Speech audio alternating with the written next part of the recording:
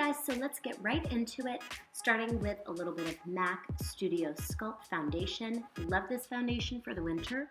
I'm applying it with a synthetic Real Techniques brush, and then I'm going to go in with a dampened beauty blender just to kind of press it into the skin. I love this foundation for winter, but in the summer it's just way too hydrating.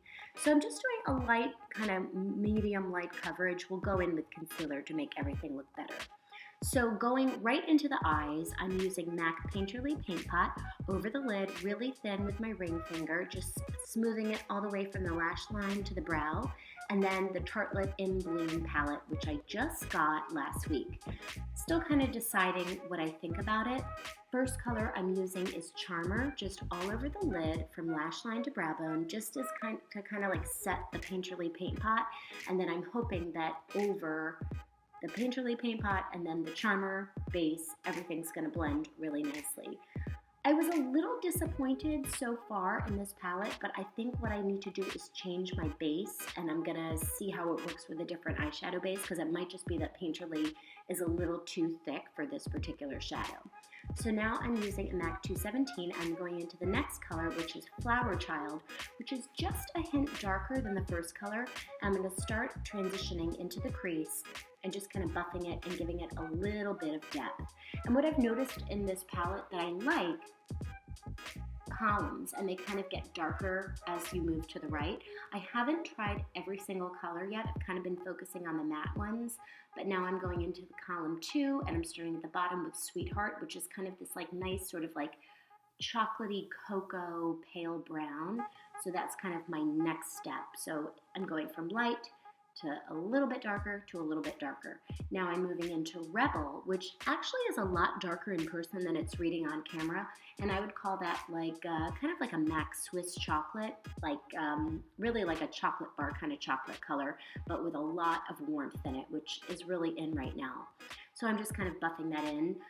Nothing, spectacular, nothing really tricky, just going darker, darker, darker as I go and just trying to blend, add, blend, add. And this is just my Delium 377, which is one of my favorite brushes to blend with, and I have like 5 of these brushes in my kit. So I'm just adding a little bit more of the Sweetheart, blending it. Now I'm like, you know what, let's go all the way into the darkest of the darks.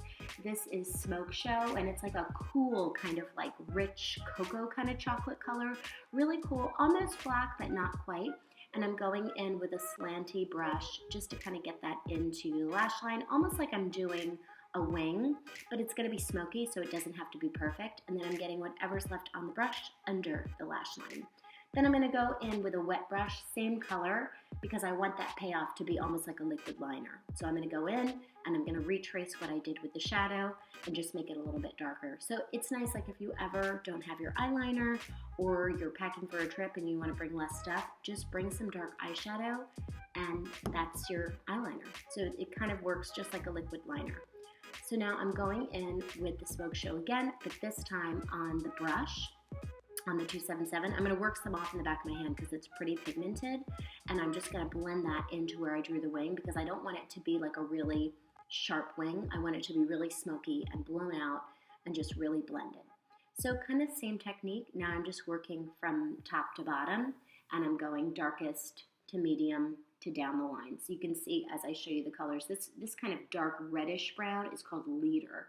And that's nice because I felt like the Smoke Show is like a little cool and it's a little tough to blend.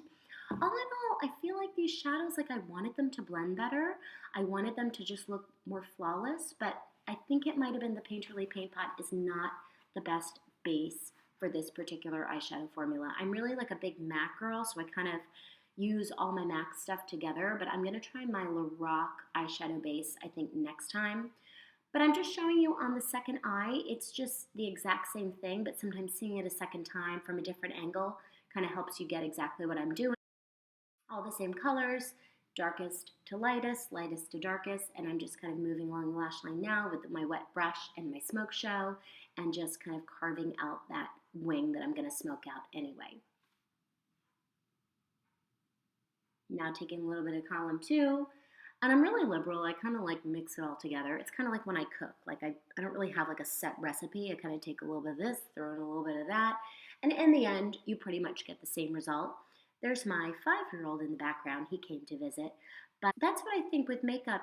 Don't worry so much about rules and what you do and this and that and is that right? Because with makeup, especially if you're just doing it for your own enjoyment, you can really kind of make up your own rules. And if you like the way it looks, then I think it's right. See, I'm having a little bit of trouble kind of blending it. And I'm just hoping that that's the Painterly Paint Pot. I'm going to see how it performs with a different base. Then just same thing over again, just building a little bit of depth in that outer corner, blending it in. It's not as flawless as I like. I'm kind of being a perfectionist right now, but I'm not 100% loving it.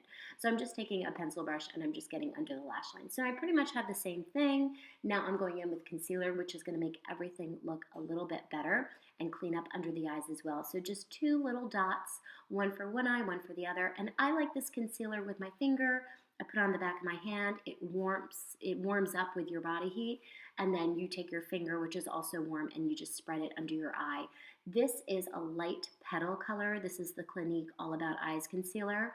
I didn't realize how pinky toned the concealer was when I ordered it online, but it's working really nicely for under the eyes. I was really ordering it more for like an on-the-spot concealer for my face, but turns out it's great for under the eyes. That pinky tone kind of cancels out any greenish gray colors. And then I'm just going to go and set everything with my Laura Mercier powder and that wet beauty blender as well. I'm just kind of putting it everywhere that I need setting, and then I might get a little shiny.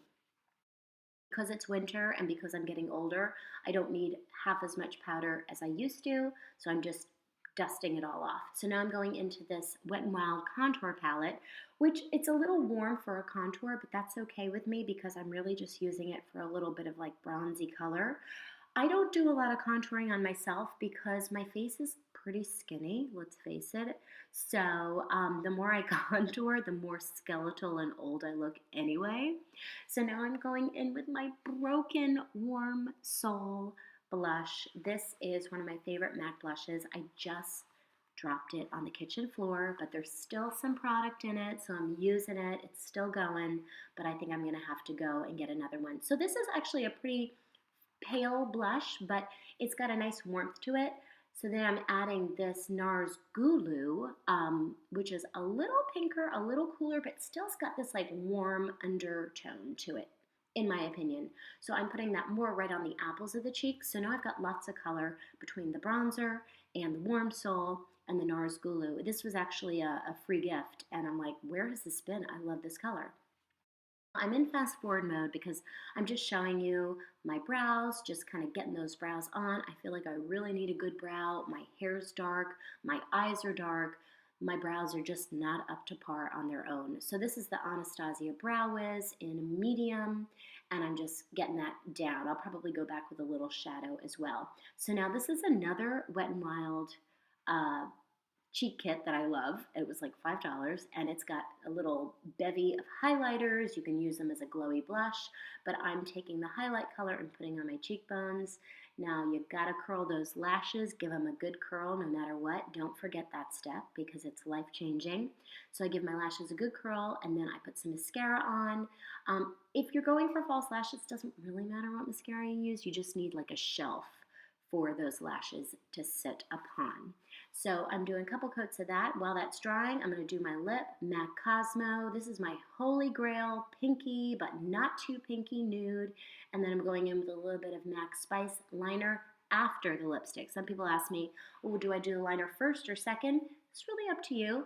I do mine second because I'm just using it to kind of increase my lip size. There, I'm just checking in. Okay, looking good, but we need something else. So we're going to take some Christina. This is like a red cherry knockoff, I think. Oh, there's my son joining us, which is really great when you're trying to put fake lashes on. So for me, anyway, it requires a lot of concentration. So I'm just popping them down, tweezers near your eye. You hopefully don't want any children knocking around because you could hurt yourself. And I'm just using a mirror up close so I can see exactly what I'm doing, and then just very carefully letting them sit right along the lash line.